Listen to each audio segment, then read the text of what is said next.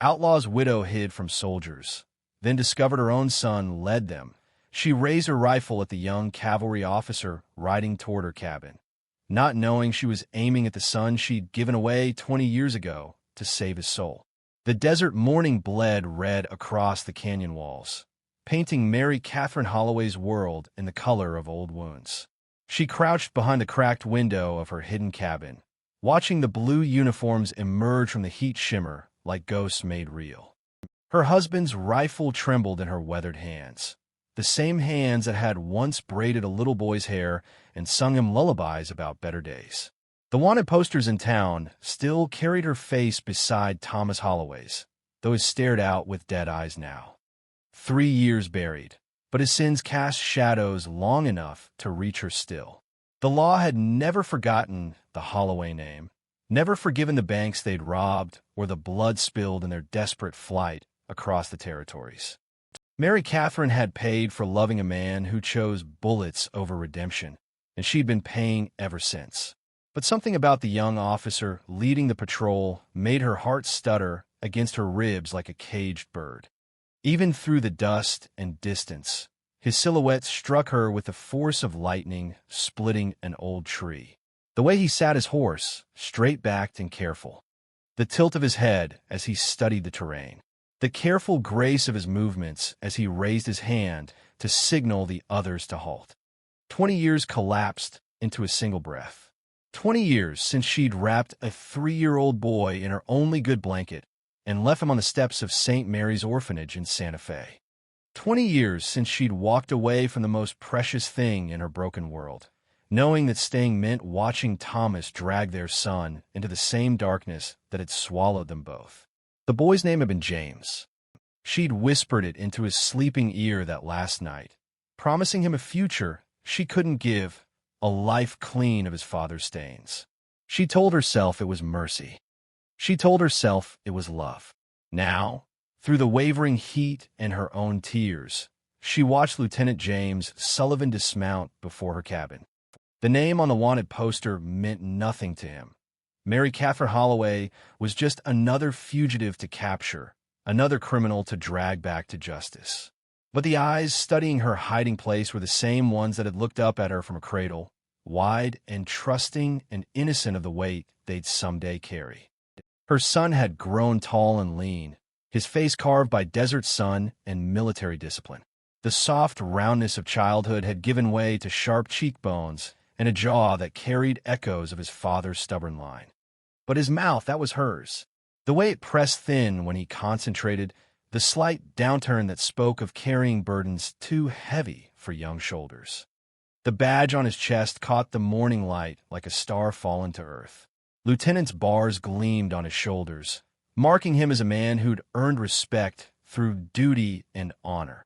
Everything his parents had thrown away. The irony cut deeper than any knife. The boy she'd saved from outlawry had grown up to hunt outlaws. The son she'd abandoned to break the cycle now wore the badge that could destroy them both. Mary Catherine pressed her back against the rough cabin wall, rifle stock slick with sweat in her palms.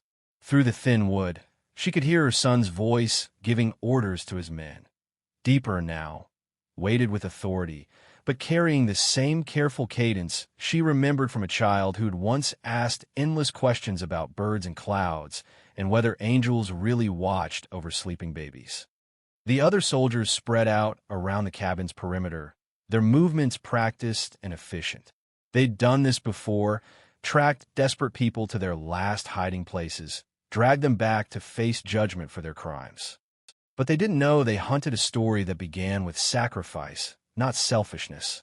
They couldn't see the love that had driven a mother to tear her heart in half rather than watch corruption claim her child's soul.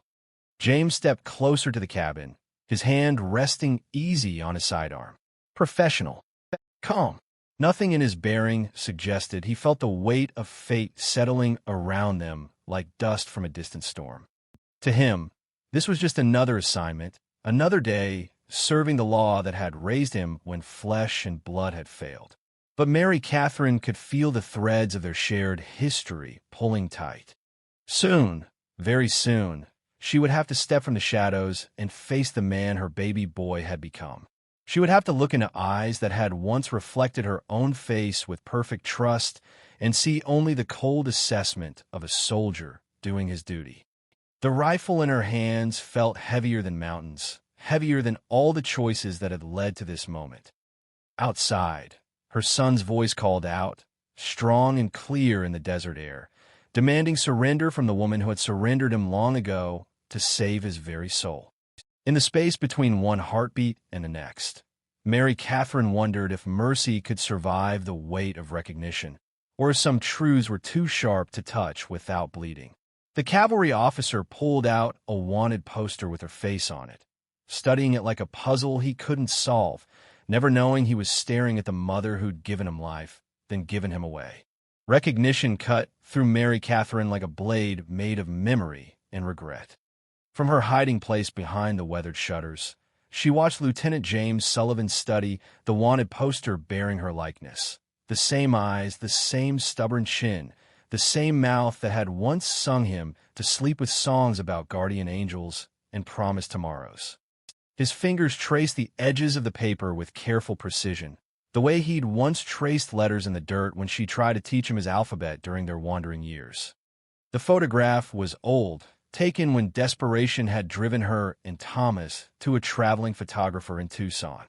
She'd been younger then, her face unmarked by the deep lines that grief and hiding had carved into her features. But the eyes were the same, wide and dark, and carrying too much sorrow for any face to hold. James turned to Sergeant Morrison, a grizzled man whose gray mustache had seen too many campaigns. "Mrs. Holloway," he said, testing the name like it might bite his tongue. "Wanted for robbery, conspiracy, and aiding known criminals. Last seen 3 years ago near Silver City." 3 years ago. The night Thomas died, bleeding in her arms, his last breath spent whispering apologies for the life he'd dragged her into. The night she'd buried him under a lone cottonwood and decided to disappear into the desert rather than face the gallows that waited in every civilized town. "Dangerous woman, Lieutenant," Morrison said, spitting tobacco juice into the dust. "Rode with some of the worst outlaws this territory ever seen. Word is she's as quick with a gun as she was with a knife." Mary Catherine almost smiled at that. If they only knew. The gun skills had come from necessity, learned in the hard years when Thomas's reputation made them targets for every bounty hunter and glory-seeking lawman west of the Mississippi. The knife work, that had been survival of a different kind, learned in the years before Thomas, when she'd worked in saloon kitchens and boarding houses, feeding miners and drifters who saw a young woman alone as easy prey. But they didn't know about the gentle hands that had mended torn shirts and bound wounded animals. They didn't know about the woman who'd grown herbs by moonlight and delivered babies when the nearest doctor was 200 miles away. They couldn't see past the outlaw's widow to the mother who'd read Bible stories by candlelight and made up fairy tales about princes who saved kingdoms with kindness instead of swords. James folded the poster and tucked it into his breast pocket, right over his heart. The irony of it made Mary Catherine press her hand to her mouth to keep from crying out. Her face, resting against the place where she'd once laid her head to listen to his tiny heartbeat in those first precious months of his life. "Fan out and check the perimeter," James ordered, his voice carrying the authority of a man who'd earned his stripes through competence and courage. "If she's here, she'll try to run when she sees us coming. Morrison, you take the back. Thompson and Davies, circle around to the east. Keep your eyes open. This country's full of places to hide." The soldiers moved with practiced efficiency, their boots raising small clouds of dust that caught the morning light like particles of broken dreams. Mary Catherine watched her son survey the cabin with professional interest, noting the single horse in the makeshift corral, the thin line of smoke rising from the chimney, the water barrel that suggested long-term habitation. He'd learned to read the signs well. Thomas would have been proud of that skill, even as he'd have cursed the badge that made it possible. Her husband had always said the difference between a good outlaw and a dead one was the ability to see what others missed, to read the story written in tracks and shadows, and the way a door hung on its hinges. Now their son used those same instincts to hunt the woman who'd taught them both that survival sometimes meant choosing between the heart and the future. James approached the cabin door with his hand resting on his gun, but not drawn. Professional caution, not fear. He'd done this before, faced desperate people in their last hiding places, talked them into surrender when possible, forced it when necessary. To him, Mary Catherine Holloway was just another name on a wanted poster, another criminal to bring to justice. But as he drew closer, something flickered across his features, a moment of uncertainty, like a man trying to remember a half-forgotten song. He paused, his head tilted slightly, studying the cabin's rough-hewn door as if it might hold answers to questions he didn't know he was asking. Mary Catherine held her breath, watching confusion war with duty in the face she knew better than her own reflection. For just an instant, she saw not the hardened cavalry officer, but the little boy who'd once stood in doorways like this, reaching up his arms to be lifted and held and told that everything would be all right. The moment passed.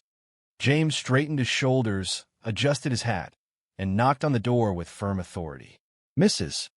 Holloway," he called, his voice carrying across the still air like Judgment Day, made audible.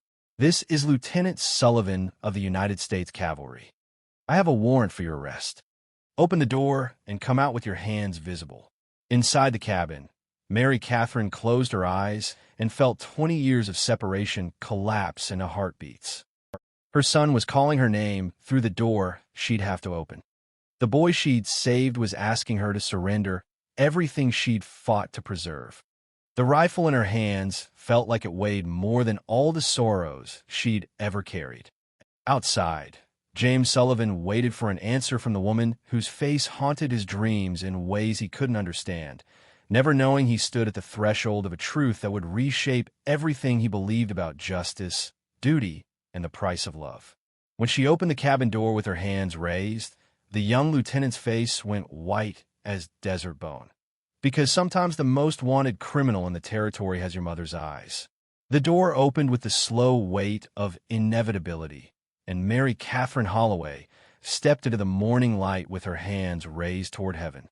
The rifle lay abandoned on the cabin floor behind her, as useless now as all the years of running and hiding.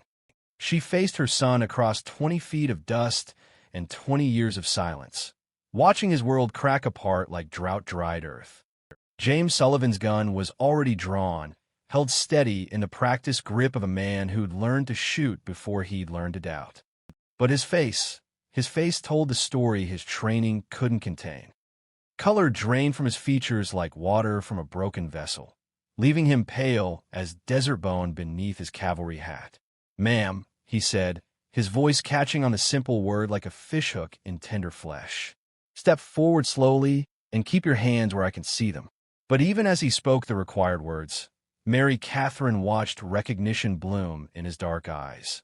The same eyes that had looked up at her from a wooden cradle, trusting and innocent, and believing the world was nothing but warmth and safety.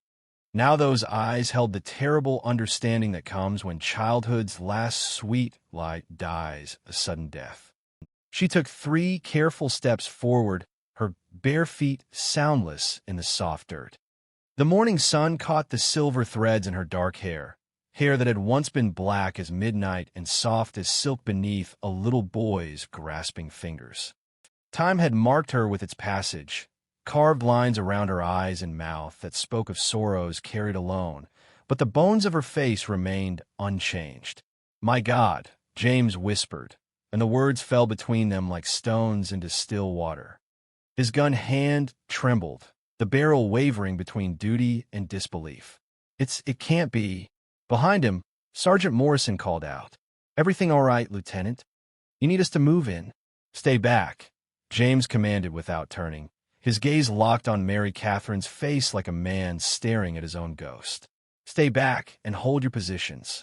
The silence stretched between them, heavy with the weight of all the years that had passed, all the words that had never been spoken, all the bedtime stories that had ended too soon. Mary Catherine could see him struggling, trying to reconcile the wanted criminal in his breast pocket with the woman who'd sung him lullabies and kissed scraped knees and promised him that somewhere in the wide world there were people who chose love over violence. "James," she said softly, testing his name on her tongue like a prayer she'd forgotten how to say. "You grew up tall." The sound of his name from her lips hit him like a physical blow. He staggered back a step, his free hand rising to his chest as if to check whether his heart still beat behind his badge. The gun in his other hand dipped toward the ground, forgotten in the face of impossible truth. "You're dead," he said, and his voice carried the hollow sound of a man watching his entire history rewrite itself. "They told me you were dead. Both of you. Killed by outlaws when I was small." Mary Catherine's smile was soft and broken, like sunlight through cracked glass. "I'm dead, child. Have been for 20 years. Had to be to keep you alive and clean." She could see him remembering now, fragments of memory rising like dust devils from the buried places in his mind. A woman's hands braiding his hair. A voice singing about angels watching over sleeping children. The smell of cornbread baking and coffee brewing and the wild sage that grew outside their tent when they camped under stars so bright they seemed close enough to pluck from the sky. "The orphanage," he said, the words coming out broken and strange. "Sister Margaret said my parents died in a raid." "Apache," she said. "Nothing left to bury. I know what they told you." Mary Catherine lowered her hand slightly, and James made no move to stop her. "I asked them to tell you that. Asked them to make sure you'd never come looking for the truth." The truth. It hung between them like smoke from a dying fire, acrid and impossible to ignore. James looked down at his badge, then back at her face, then at the gun in his hand as if he'd never seen it before. "You left me," he said, and the accusation carried all the pain of a 3-year-old boy waking up alone and afraid. "You left me at that place and never came back. I saved you."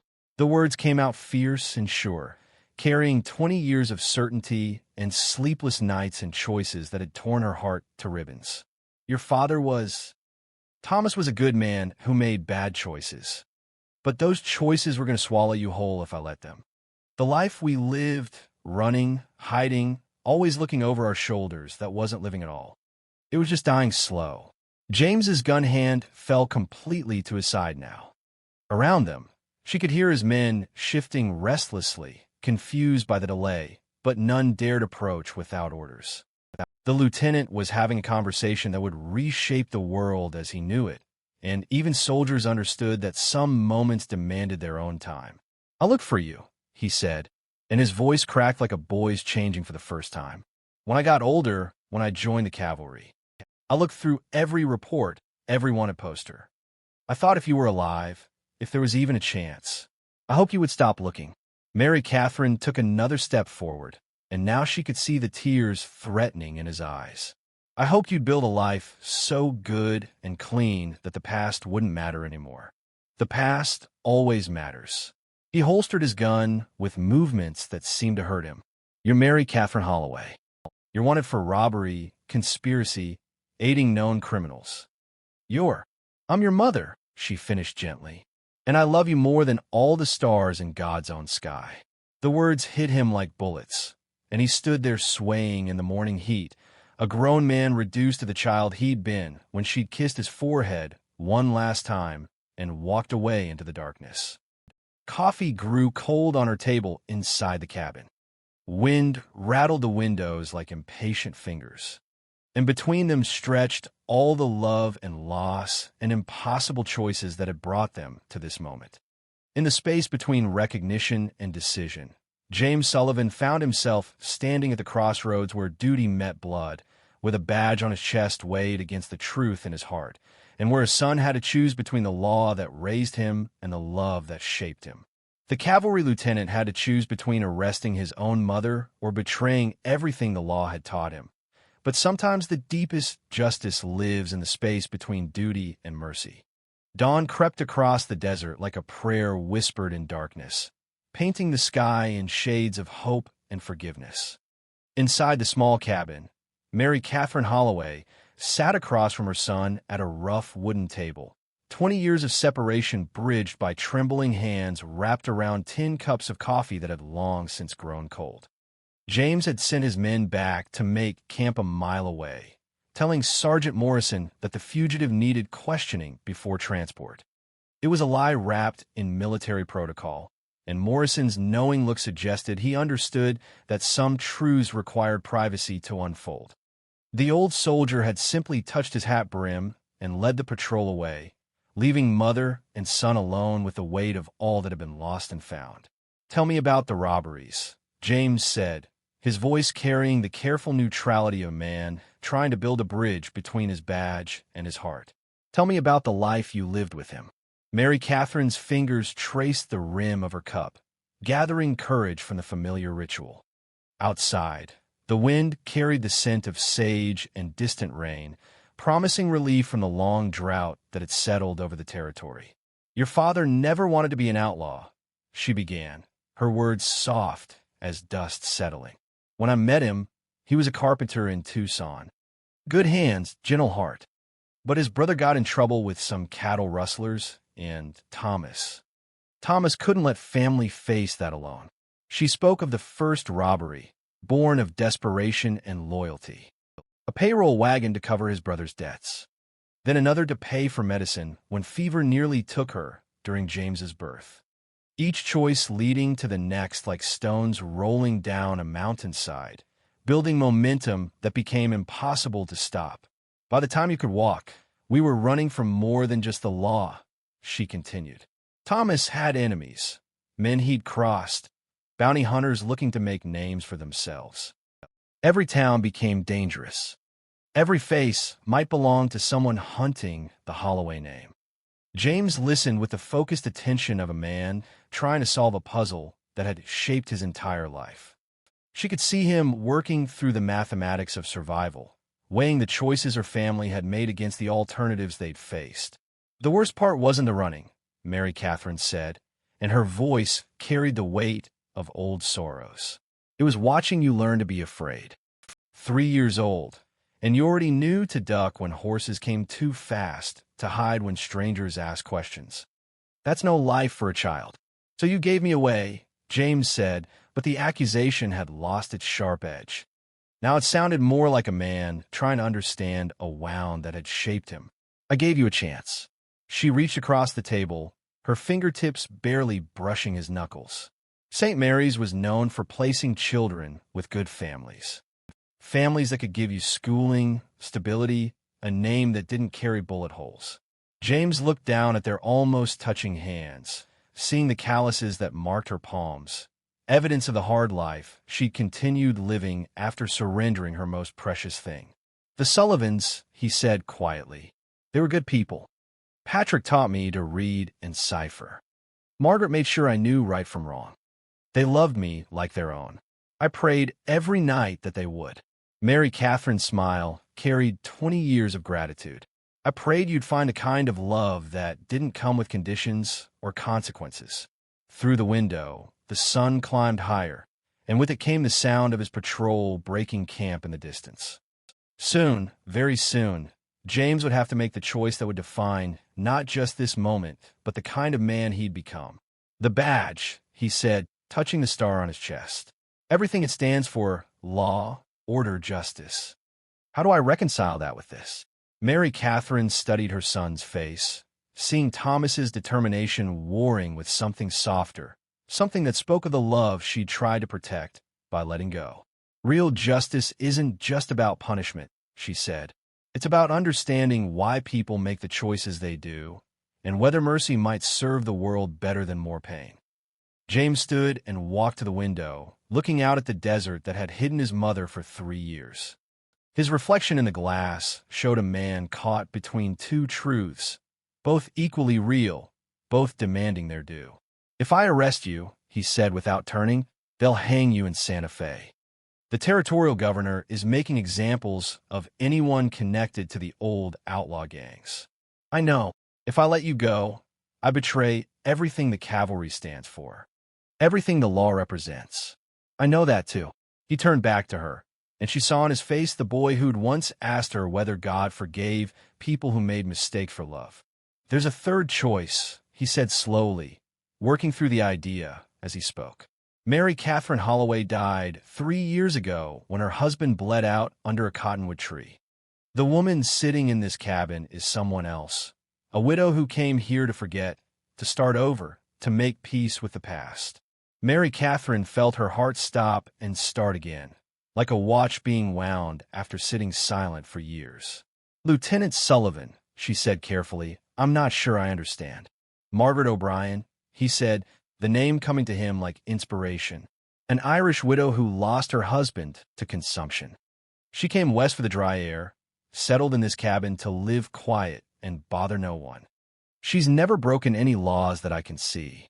Their eyes met across the small space, and in that moment she saw not just her grown son, but the man she'd hoped he'd become, strong enough to uphold justice, wise enough to understand that mercy and law could walk the same path when love pointed the way. Outside, Sergeant Morrison's voice called out, asking if the lieutenant needed assistance. James went to the door and stepped into the morning light, his uniform crisp and proper, his bearing that of an officer who'd completed his duty. "No sign of her, Sergeant," he called back. "Cabin's been empty for months. Whoever was here moved on long ago." "What about the wanted woman, Mary Catherine Holloway?" James glanced back at the cabin one last time, his eyes finding his mother's face in the window. "I don't believe she exists anymore. Some people just disappear into the desert, you know, swallowed up by all that space and silence." As the patrol prepared to ride out, James lingered by his horse, adjusting his saddle with unnecessary care. Mary Catherine appeared in the doorway, no longer the hunted fugitive, but simply a woman saying goodbye to a traveling soldier who'd stopped to water his horse and ask directions. "Safe travels, Lieutenant," she said, her voice carrying across the morning air. "Thank you, Mrs. O'Brien," he replied. "Take care of yourself out here. It's dangerous country for a woman alone." "I'm not alone," she said softly, touching her heart. "Not anymore." James swung into his saddle and gathered his reins. For just a moment, he looked back at the woman in the doorway. Not his mother, not a criminal, but a soul who'd found peace at the place where justice learned to forgive. As the dust settled behind the departing patrol, Mary Catherine Holloway closed the door on her old life and stepped into the morning as Margaret O'Brien, carrying with her the knowledge that love, when it's true enough and strong enough, can write new endings even for stories that seem destined to end in sorrow.